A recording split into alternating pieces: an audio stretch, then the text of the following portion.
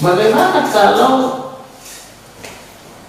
ayat atau surat itu dibaca dengan cara dikutip satu ayat misalnya, tidak dibaca mulai dari ayat 1 sampai selesai, hanya dikutip satu ayat saja. Apakah itu merupakan suatu kesalahan atau ketidakbolehan misalnya? Kesalahan juga tidak, ketidakbolehan juga tidak, karena yang namanya ilmu itu sampaikan. Baligh anni walau ayat, atau sampaikanlah tentangku atau dariku walaupun satu ayat. Jadi dari konteks hadis tersebut, mau satu ayat, mau dua ayat, mau tiga ayat, atau satu ayat saja, karena memang kita belum sampai kepada ayat ketiga atau ayat keempat atau pra atau pasca ayat, silakan. Kenapa? Karena itu memang pesan Rasulullah. Boleh ahli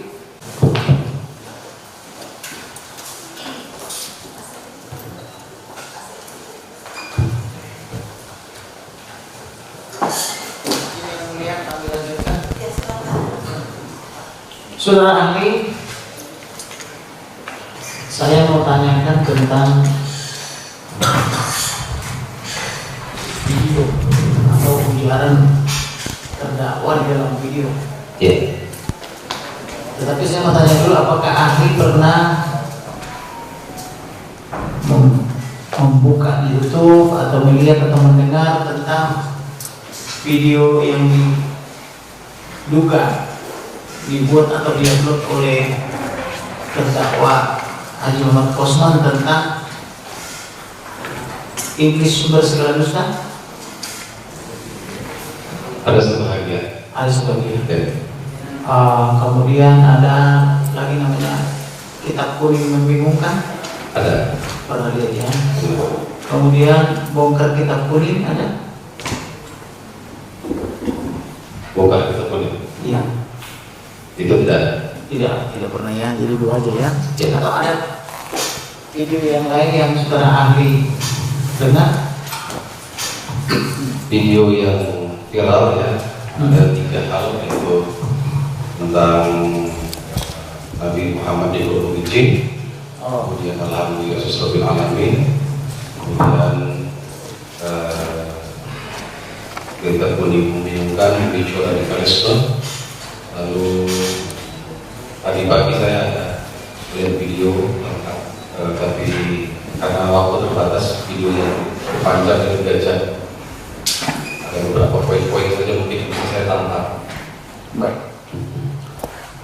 Terkait dengan video tentang kitab kuning membingungkan, sama iblis sumber segala dusta, sama apa tadi? Yang salam-salam tadi ya. Yang mau saya tanyakan adalah, setelah ahli menonton iblis sumber segala dusta itu, dari pemahaman ahli, kira-kira yang dimaksud iblis sumber segala dusta itu apa dan siapa itu menurut ahli?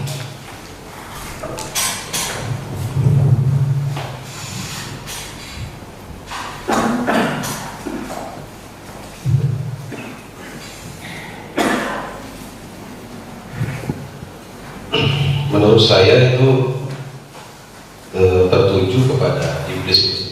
Tertuju kepada iblis ya. Sesuai pemahaman ahli, apakah iblis itu betul sebagai sumber segala dusta?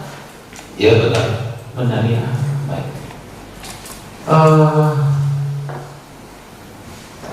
Apakah ada referensi untuk itu? Kalau di dalam kitabnya Nasrani atau Kristen itu ada dalam Yohanes 8 ayat 42 ya, sama 44 yang salah. Kalau di dalam pemahaman ahli, apakah ada referensi? Ada referensi sebentar.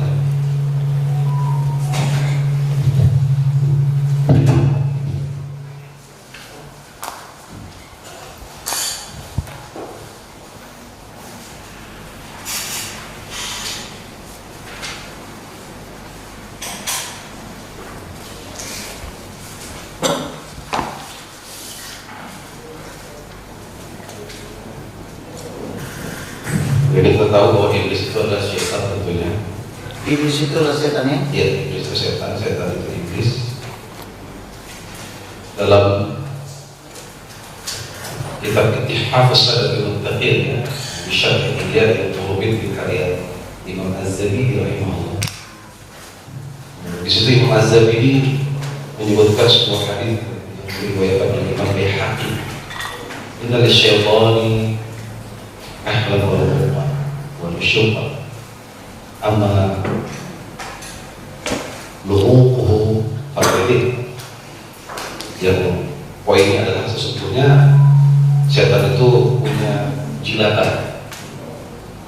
Amal luhuquhu, dan jilatan setan itu adalah kedustaan, kebohongan. Begitu ya? Ya, baik. Apakah ahli pernah membaca atau mendengar Yohanes 8 ayat 44 yang menyatakan iblislah yang menjadi bapamu dan kamu ingin melakukan keinginan-keinginan bapamu. Ia adalah pembunuh manusia sejak semula dan tidak hidup dalam kebenaran, sebab di dalam dia tidak ada kebenaran. Apabila dia berkata dusta, ia berkata atas kehendaknya sendiri, sebab ia adalah pendusta dan bapa segala dusta. Tidak. Belum pernah ya? Belum pernah. Baik. Kemudian, apakah ahli pernah membuka video atau mendengar, membaca dan sebagainya, baik di YouTube, tentang terdakwa ini membacakan satu ayat dari surat Jin atau surat 72 Al-Jin 19? Ya. Apakah saksi bisa menjelaskan itu? Ahli maksudnya, mohon silakan.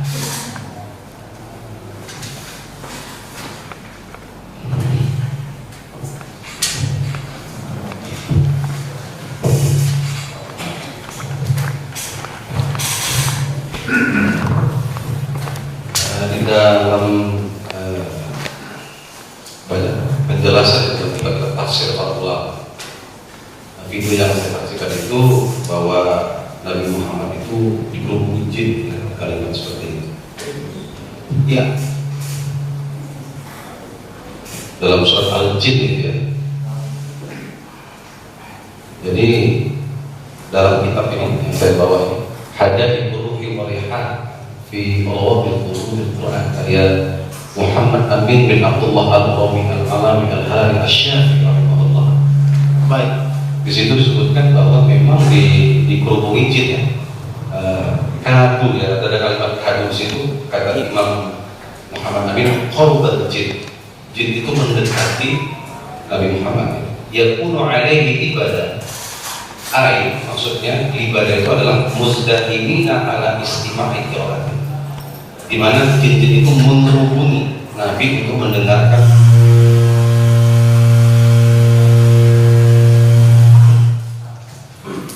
di mana Nabi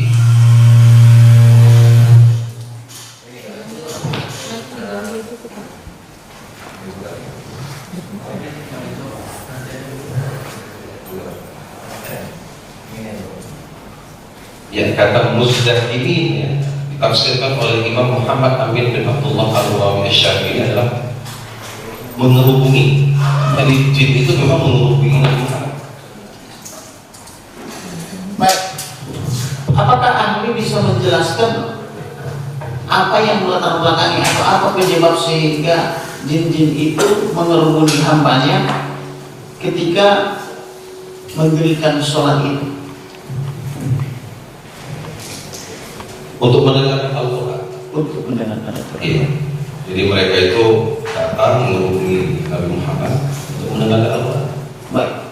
Kemudian pertanyaan saya, mengapa surat itu disebut surat jin? Ya. Iya, silakan. Karena memang ayat itu bercerita tentang jin, di mana ya, tentang jin, di mana Rasulullah SAW Iya. didatangi oleh jin, dan jin itu menjadi sahabat Nabi Muhammad. Baik. Kemudian saya mau tanyakan, apakah dengan dibacanya hanya satu ayat dalam hal ini hanya ayat 19, Ya. bisa mengurangi makna daripada keseluruhan? Tidak juga, dan tidak berpotensi seperti itu karena memang bukan bahasa yang berkonotasi negatif. Bukan bahasa yang berkonotasi negatif. Ya, saya sering dikerubungi jemaah. Apakah saya jadi baik tercelah? Saya pernah melihat di dalam komentar di YouTube, barangkali ahli pernah mendengar, ada juga yang bangga, itulah hebatnya Rasul kami, saking merdunya atau saking saktunya apa itu lantunan itu sampai dikerubuni oleh jin. Ada juga yang bangga gitu di dalam beberapa komentar itu. Bagaimana menurut pendapat ahli? Ya, dia bangga, merasa bahagia mendengarkan ayat-ayat Al-Quran itu ya. Karena memang jin-jin itu kan kadang-kadang orang kan mau mengartikan itu selalu jahat. Sementara di dalam Islam itu sendiri jin itu ada jin muslim, ada jin kafir, ada jin baik, ada jin jahat. Oh, jadi tidak selalu berkonotasi negatif ya, karena ada juga yang jin muslim, ada juga jin kafir, jin ada jin jahat, ada jin baik. Jadi kalau dikerubung ini bukan berarti jadi konotasinya negatif ya? Betul, masih ya bahasa yang biasa saja. Baik. Kemudian di dalam video terdakwa Haji Muhammad Osman juga ada mereserver, yaitu surat 19 ayat 71 yang pada pokoknya di sana, dan tidak ada seorang pun di antara kamu yang tidak mendatangi neraka. Hal itu bagi Tuhanmu adalah suatu ketentuan yang sudah ditetapkan. Bisa akhir menjelaskan itu? Kemudian apakah ayat itu bisa berdiri sendiri atau harus melirik lagi ke ayat yang lainnya? Silakan saudara.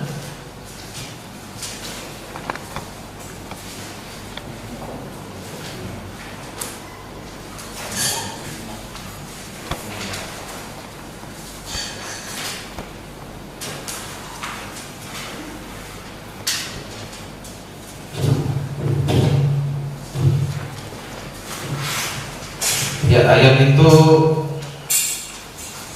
bisa dipahami sendiri di dalam tafsir Al-Quran Al-Azim dan karya Imam Ibnu Katsir. Baik. Jadi setiap dari kamu itu akan mendatangi untuk masuk neraka dulu. Karena ala rabbika hatman maqdiya. Karena seperti itu bahwa menjadi ketetapan, sudah jadi ketetapan Allah ya. Baik. Ya, sampai di situ.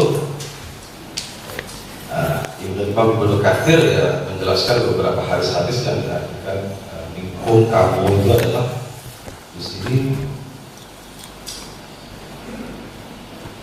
Waqala ba'dhum, sebahagian mereka ya yadkhuluna ajalnya.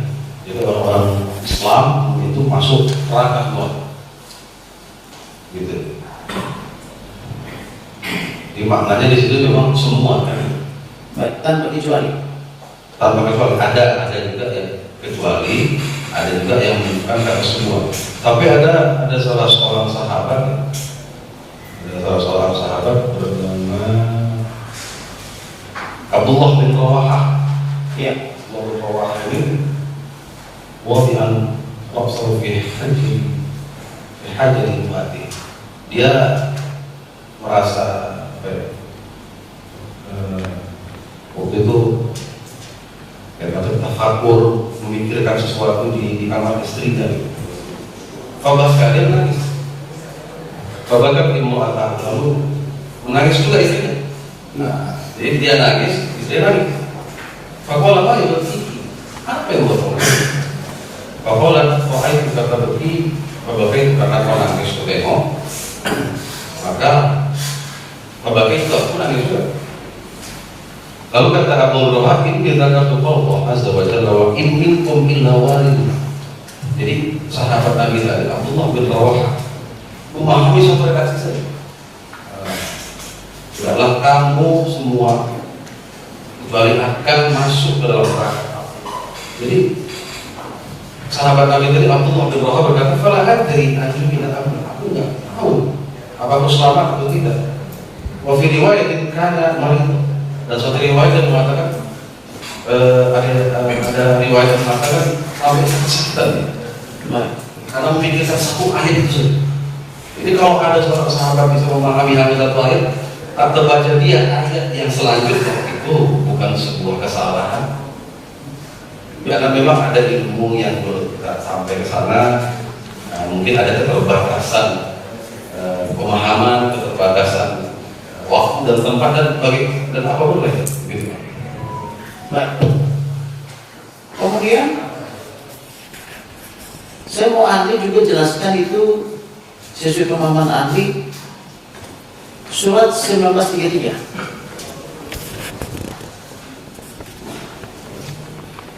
Surat Maryam 1933.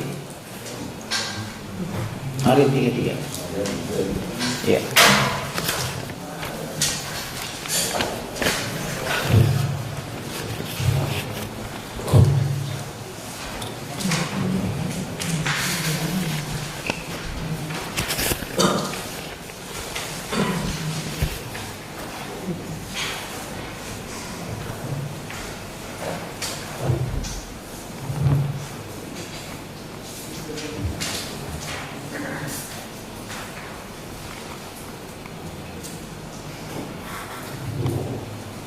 Surat Maryam yang ketiga. Wassalamu alayya yawma wulidtu wa yawma amut wa yawma ub'atsu hayya. Dan kesejahteraan semoga dilimpahkan kepadaku pada hari kelahiranku, pada hari wafatku, dan pada hari aku dibangkitkan hidup kembali. Baik. Sesuai pemahaman ahli itu menceritakan tentang apa itu ayat?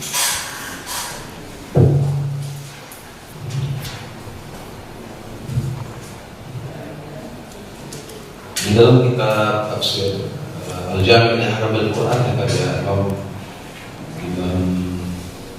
Al-Qurtubi rahimahullah, bahwa itu at-tahiyatul mubarakah, ucapan tahiyat, ucapan selamat yang sudah bermasyarakat, sudah dikenal. Selamat atas kelahiran, selamat atas pada hari kematian, dan selamat juga pada hari kebangkitan. Apakah ahli bisa menjelaskan siapa yang mengucapkan selamat kepada siapa yang menerima selamat? Konteksnya itu adalah Allah dan Nabi Isa alaihissalam. Baik. Kemudian apakah Nabi Isa alaihissalam itu memang dia pernah lahir, mati dan bangkit kembali sesuai ayat ini? Dalam keyakinan Islam, dia diangkat langit, Ya. dia tidak mati. Itu pendapat mayoritas ulama, dan itu Kemudian kewajiban. saya mau tanyakan tentang video terdakwa di mana di video ini dikatakan tidak ada ayat yang menyatakan hambanya Muhammad dekat dengan Allah. Yang ada adalah ayat Isa dekat dengan Allah, kan begitu ya? Ya. Bagaimana pendapat ahli tentang yang menyatakan tadi bahwa tidak ada ayat yang menyatakan hambanya Muhammad dekat dengan Allah, tetapi yang ada adalah Isa alaihissalam dekat dengan Allah. Sepanjang yang saya pahami, Ya. saya belajar redaksi itu saya tidak jumpai, Tidak jumpa. tidak saya jumpai, tapi ada interpretasi kan itu. Interpretasi misalnya Nabi Muhammad itu Habibullah, kekasih Allah. Nah, jadi penafsiran orang kalau udah namanya kekasih pasti dekat dong dengan Allah. Iya. Gitu. Tapi kalau redaksi itu tidak ada. Atau mungkin Kalau dia menggunakan wafa'na laka dzikra, kami angkat sebutanmu ya Muhammad. Maksudnya setiap kali nama Allah disebut pasti nama Muhammad. Tapi kata dekat itu mudah secara redaksi rasional ya. Tetapi secara substansial bisa. dekat. Misalnya katakanlah seperti mengutip misalnya 2 kalimat syahadat, apakah itu bisa secara substansial menggambarkan kedekatan? Bisa. Bisa ya. Tapi secara redaksi tidak. Secara redaksi tidak. Karena memang belum tidak pernah saya jumpai sepanjang saya pernah belajar tafsir dan Al-Quran. Bagaimana dengan Al-Fatihah? Apakah itu bisa menggambarkan kedekatannya? Secara substansial bisa. Bisa ya, bisa. Tapi secara rasional Tidak. tidak ada yang baik. Kemudian saya juga mau menanyakan tentang video terdakwa yang menyatakan bahwa Muhammad tidak pernah menerima wahyu secara langsung dari Allah Subhanahu wa taala, melainkan wahyu itu diterima melalui malaikat Jibril. Apakah itu benar atau tidak benar? Bisa diulang lagi? Saya ulangi ya. Di dalam video terdakwa Muhammad Kaji atau Haji Muhammad Kosman ini, di situ dikatakan bahwa Muhammad tidak pernah menerima wahyu secara langsung dari Allah Subhanahu wa taala, melainkan wahyu itu selalu diterima melalui malaikat Jibril. Ya, betul. Itu betul ya? Betul. Baik. Karena Jibril itu adalah penyampai wahyu. Jibril itu penyampai wahyu. Apakah itu terminologi Jibril? Hah? Jibril itu terminologinya penyampai wahyu? Penyampai wahyu. Baik. Kemudian saya mau tanyakan, kapan pertama kali hambanya Muhammad itu menerima wahyu dari Jibril atau menjadi, katakanlah menjadi nabi? Usia berapa? Usia 40. Usia 40. Apa tanda-tandanya? Di usia 40 itu dia sudah menjadi penerima wahyu. Datang perintah Allah itu Iqra Bismillahirrahmanirrahim sebagai ayat pertama dalam bacalah dengan nama Tuhanmu yang telah menciptakan. Baik. Iqra tadi itu membaca ya, baca ya. Baik. Kemudian di mana dia menerima wahyu itu? Di tempatnya. Tempat mana? Dalam sejarah yang saya baca itu di Gua Hiro. Di Gua Hiro. Baik. Oke. Kemudian saya juga mau menanyakan tentang bagaimana kalau ayat atau surat itu dibaca dengan cara dikutip satu ayat misalnya. Ya. Tidak dibaca mulai dari ayat 1 sampai selesai, hanya dikutip satu ayat saja. Apakah itu merupakan suatu kesalahan atau ketidakbolehan misalnya? Kesalahan juga tidak, ketidakbolehan juga tidak, karena yang namanya ilmu itu sampaikan. Baligh anni walau ayat, kata Rasul.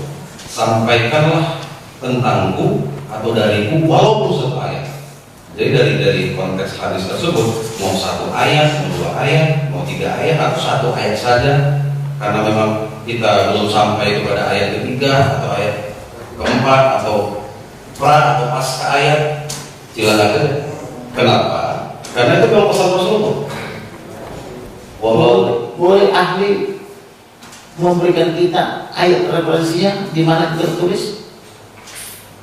Di dalam hadis itu ya. Di dalam hadis. Dalam hadis liyuballigh syahid al-ghaib.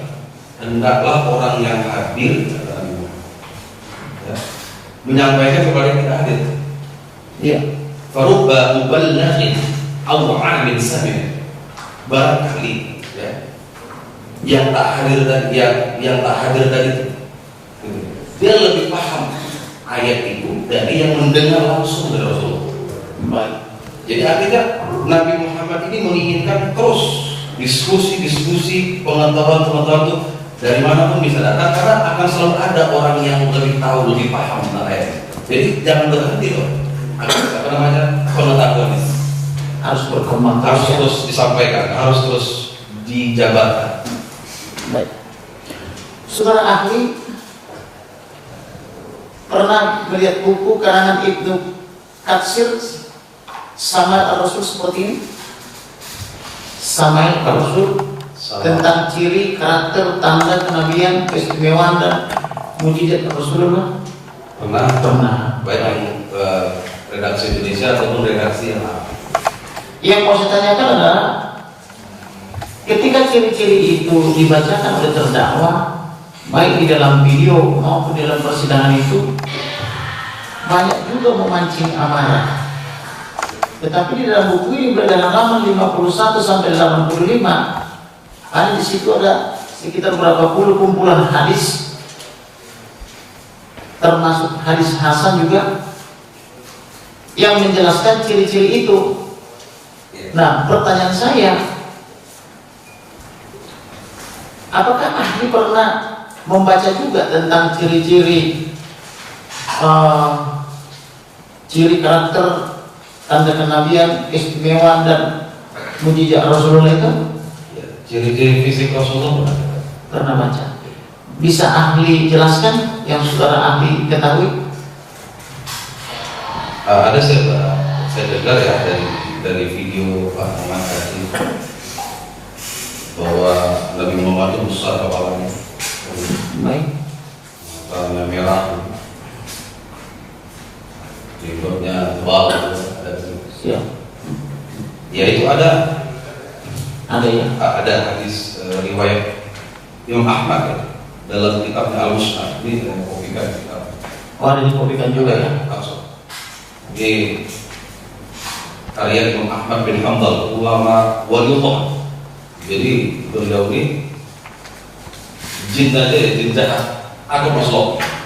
Jadi kalau ada orang yang bilang beliau ini salah meletakkan hadis ini, kemudian atau mungkin ini ada yang redaksinya yang dikurangi, kita tidak hormat dong kepada ulama waliullah itu.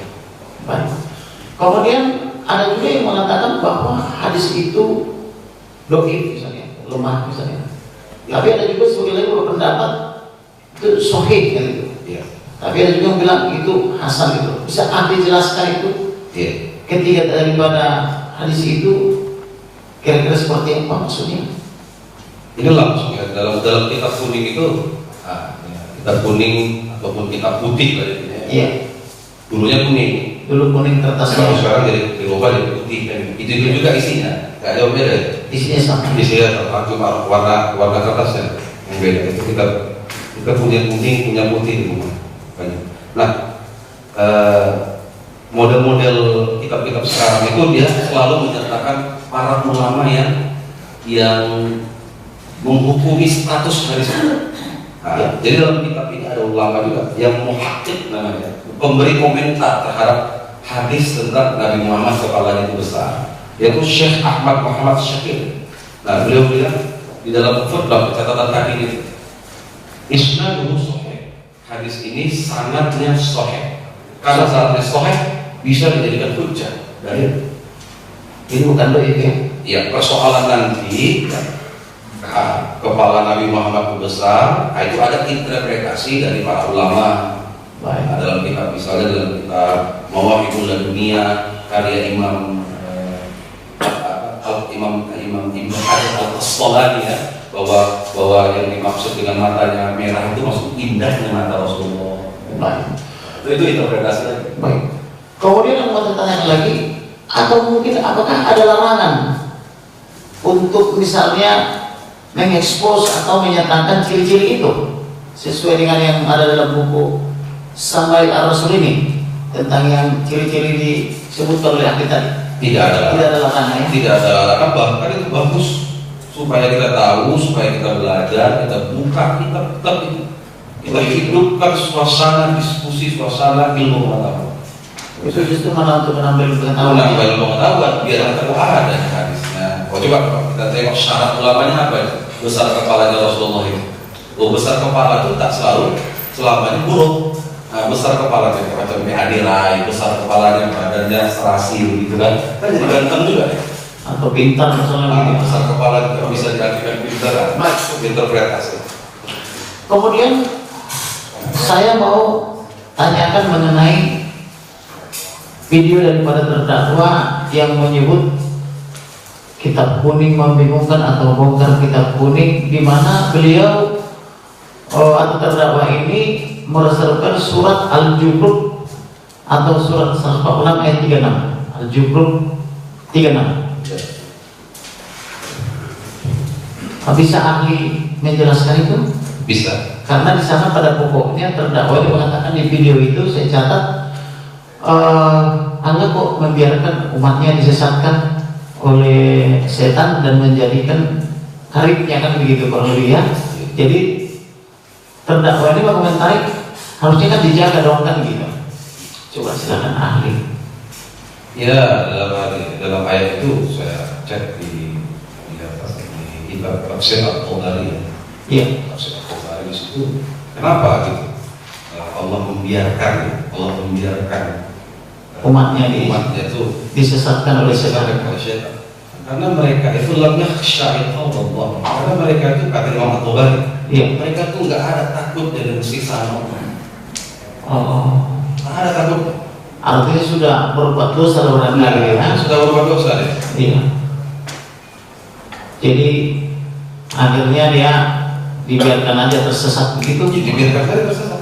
Jadi bersahabat dengan setan itu ya. Kemudian jadi Khorid ya. Jadi Khorid. Kali bersahabat. Kemudian saya mau tanyakan lagi soal ini. Kalau kita lihat itu para penceramah baik muslim maupun non muslim seringkali juga mengutip ayat, misalnya dia penceramah muslim tapi dikutip dari ayat Taurat atau Injil untuk memperkuat dalilnya misalnya. Katakanlah misalnya tidak jarang atau tidak sedikit penceramah-penceramah besar untuk menguatkan kenabian daripada Rasulullah atau Muhammad itu dia kutip Ulangan 15 dan 18 sebagai nubuatan kan begitu ya. Nah, kemudian demikian juga ada juga beberapa termasuk terdakwa ini mungkin karena pengaruh daripada imannya yang lama dia kutip juga, misalnya dari Al-Quran, hadis atau fikih itu. Tapi ada yang berpendapat itu tidak boleh. Ada beberapa ahli juga yang kami periksa di sini, kita minta keterangan, itu tidak boleh karena dia tanpa hak kan kalau begitu. Bagaimana pandangan daripada ahli tentang hal-hal seperti itu, perbuatan-perbuatan seperti itu? Ya namanya membangun semangat mencari kebenaran ya. Betul. Membangun semangat mencari kebenaran baik dari kalangan Islam mencari kebenaran dari Alkitab. Baik. Begitu juga dari kalangan Kristiani mencari kebenaran di dalam Al-Quran. Baik. Jadi ya kita juga harus berlaku adil juga. Masa zakir naik aja boleh. Masa zakir naik aja boleh. Keberatan yang hanya mengomentari yang tidak ada relevansinya di sini. Tidak ada relevansi dengan pertanyaan dari PPH. Yang untuk substansi materi. Siapa itu zakir naik? Keberatan yang hanya kalau kita bahas. Tapi kan ini jangan pernah terus JPU dia berkreasi dulu masuk dulu sama lagi. Tetap dulu berkata Kita harus menjaga marwah persidangan ini yang mulia. Justru karena kita menjaga marwah persidangan, berikan kesempatan dulu untuk bertanya. Baik, itu seorang ahli. Apakah dilarang? Ya. Misalnya mungkin tidak usah menyebutkan nama, mungkin jaksa keberatan karena menyebutkan nama misalnya gitu ya. Ya. Apakah ada larangan misalnya penceramah dalam menceramahkan untuk meyakinkan umatnya misalnya ketika dia menjelaskan satu surat atau satu ayat misalnya, lalu dia kutip ayat yang lain baik dari dalam Al-Quran ataupun dari Taurat dan Injil untuk menguatkan dalilnya. Apakah itu ada larangan? Tidak. Tidak ada larangan ya? Nah, kemudian mau saya tanya, barangkali ahli punya referensi misalnya buku-buku yang sifatnya internasional yang juga melakukan perbuatan semacam itu? Ada. Apakah ada? Ada. Ada. Bisa saya bacakan. Bisa. Di dalam kitab Minhajul Muslim, Minhajul Muslim karya ulama Madinah, Abu Bakar Jabir Al-Jazairi. Ini kitab fikih, kitab ibadah, kitab akidah. Iya. Jadi di halaman 30. Halaman 30. Abu Bakar Jabir Al-Jazairi, kitab Minhajul Muslim. Ya, jadi Syekh Abu Bakar Jabir Al-Jazairi dalam kitab tersebut halaman 30 mengatakan, beliau mengutip surat Yohanes 16:7-8. Ya. Jadi diadaptasikan ke bahasa Arab. Yohanes tadi Silakan. di kitab beliau ini, karena ini kita berbahasa Arab. Nah, ini Berbahasa Arab tapi untuk buku kalangan Muslim. Muslim. Baik. Walaupun ini kitab putih, Iya. ini bisa dikatakan juga kitab kuning. Baik. Nah, karena ada perubahan warna. Iya. Nah, di sini katakan antar itu, aku pergi. Di ani ulah antara lam ya'tikul baraklit. Karena sesungguhnya jika aku tidak pergi, Iya. maka baraklit, baraklit itu ke Indonesia namanya parakletos.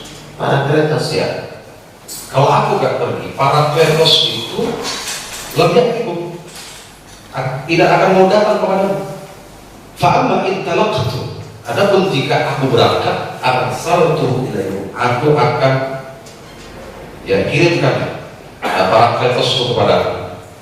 Fa'idza ja'alaka, maka apabila parakletos tadi datang, yuwabbihul 'ala 'ala khati'atihi, maka dia akan menginsafkan Allah atas dosa-dosa.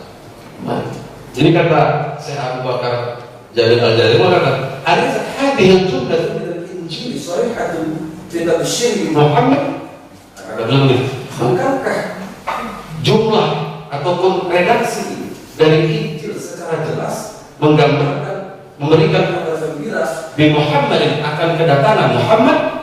Man huwa al-baraklit illa yakun Muhammad. Siapa lagi parakletos itu kecuali Muhammad. Jadi Syekh Abu Bakar Jabir Al-Jazairi menafsirkan parakletos itu adalah Muhammad. Adalah Muhammad. Walaupun dalam iman Nasrani itu adalah Roh Kudus ya. Iya. Baik. Jadi iman Nasrani menafsirkan itu adalah kedatangan Roh Kudus, tetapi itu penceramah Muslim tadi itu menafsirkannya justru kedatangan Muhammad. Gitu ya. Baik. Kemudian yang mau saya tanyakan lagi, kalau terjadi perbedaan pendapat, atau saya tanya dulu, apakah ada perbedaan pendapat di dalam memahami agama atau iman di dalam Islam itu sendiri? Karena di dalam Nasrani juga banyak juga permasalahan sampai banyak sekali aliran-aliran atau sekte-sekte. Bagaimana kalau di Islam itu sendiri?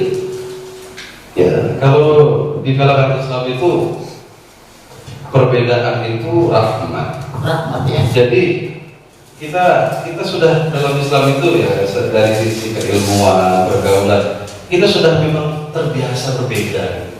Sudah terbiasa. Iya. Jadi memang kita jangan harus terbiasa sama. Baik. Coba biasakan untuk berbeda. Bagaimana menyikapinya atas perbedaan itu supaya terjaga toleransi, supaya Indonesia tetap utuh, tetap negara satu kesatuan, tidak ada kecemburuan, tidak ada pertentangan begitu. Bagaimana menyikapi perbedaan itu supaya harmoni? Bagaimana kira-kira ahli? Pertama ya kita berdoa kepada Allah, minta bangsa ini bersatu dalam kebaikan, walaupun tidak bisa bersatu dalam kebaikan. Baik. Kemudian yang kedua, teruslah kita menggali ilmu, jangan berhenti membaca. Jangan berhenti membaca. Sekali berhenti membaca, maka akan banyak multi tafsir yang lain. Tapi kalau itu terjadi, ikhtilaf umat rahmah, perbedaan umat rahmah, kasih sayang. Karena Rasulullah menjamin, lan tadillu ummati ala dhalal. Walaupun umatku itu berbeda pandangan, mereka itu tidak akan terjebak dalam kesesatan. Bagaimana dengan ada yang mengutarakan katanya lakum dinukum, Ya. adik-adik, agamamu, agamaku. Apakah itu juga bisa untuk memupuk kerukunan antar umat beragama? Wah, sangat sekali. Sangat sekali. Sangat sekali bisa. Nah, kemudian konsep saling mengasihi biarpun berbeda tetapi mengasihi dan menganggap saudara sendiri. Berbeda tidak harus menjadi musuh, tetapi tetap terbina silaturahmi, menjalin persaudaraan. Bagaimana kira-kira? Ya tentu, karena Nabi Muhammad itu beliau mengajarkan kepada kita untuk bersilaturahmi, untuk menebarkan rahmah, Baik, menebarkan assalam, kedamaian. baik, Tebarkan kedamaian. Ufsus salam bainakum, kata Rasulullah. Tebarkan kedamaian di antara kalian. baik. Kemudian saya pernah membaca artikel yang menjelaskan tentang riwayat atau masa hidup hambanya Nabi Muhammad itu, bahwa istri-istrinya pun juga, mudah-mudahan saya tidak salah baca, ada juga Yahudi, ada Nasrani dan sebagainya. Gimana itu menurut pendapat ahli? Ya, karena memang di dalam Islam itu menikahi ahlul kitab. Ahlul kitab itu boleh. Sementara kalau kita lihat ke era modern ini yang sudah jauh lebih modern sebetulnya dibanding 1400 tahun lalu, harusnya pemikiran si kanan itu kan sudah harus jauh lebih maju, tetapi isme-isme itu terkadang sangat terasa, seolah-olah ini, mohon kalau saya salah memahami, wah ini Yahudi, Nasrani dan Islam ini seolah-olah bermusuhan begitu di dalam tanda petik ya, walaupun tidak seluruhnya, mungkin hanya oknum saja. Bagaimana kira-kira menurut ahli? Ya,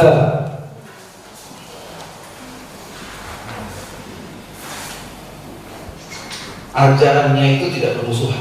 Tidak bermusuhan harusnya. Harus, waktu dia dari kalangan Kristiani, baik dia dari kalangan Muslim, tetapi oknum-oknum itu saja mungkin. Oknum aja. Ya, oknum yang mungkin melebarkan perbedaan. Penasihat itu masih lama? Saya juga satu pertanyaan lagi. Baik. Kemudian saya mau tanyakan ini, lazim itu dalam pergaulan sosial, di media cetak elektronik, bahkan di YouTube, kalau misalnya ada seorang tokoh misalnya, tadinya dia Muslim, fotonya murtadin, misalnya gitu ya. Atau sebaliknya, tadinya misalnya dia non Muslim, tiba-tiba dia mualaf. Seringkali itu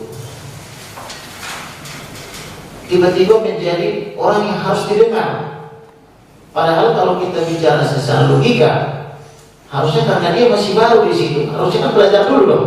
Misalnya masih baru jadi Muslim, ya belajar dulu misalnya tentang Quran, gitu ya, hadis, fikih misalnya. Atau kalau dia masuk misalnya jadi Kristen, ya minimal belajar dulu pemuritan biar dia mengerti dulu itu. Kita perjanjian lama, kita perjanjian baru itu. Tetapi kalau kita perhatikan dalam praktik, itu seringkali itu dia langsung dijiwa jadi semacam tokoh yang harus didengar, sehingga seolah-olah dia lebih pantas didengar daripada para profesor yang sudah berpuluh tahun menggeluti imannya gitu. Bagaimana pendapat ahli? Kalau dalam kehidupan kita ya, Iya. sekarang ini orang-orang yang baru masuk Islam itu namanya saja Malam itu. malaf itu ya yang memang dikasihi, Siap. memang dicintai karena dia baru saja masuk Islam. Iya. Kalau dia baru masuk Islam, jadi dia sebenarnya harus belajar lagi ilmu Islam. Baru berbicara gitu ya. Belum, baru dia belajar ilmu retorika, belajar cara berbicara yang baik. Nah, jadi dia belajar dulu ilmu agama, baru dia belajar lagi ilmu retorika dakwah. Makanya di kampus UIN Sumatera Utara itu ada S2 bagian komunikasi dakwah. Baik. Jadi nggak sembarangan itu. Tidak semua. Harusnya begitu ya, harus belajar dulu ya. Dilanjutkan oleh teman saya mulia.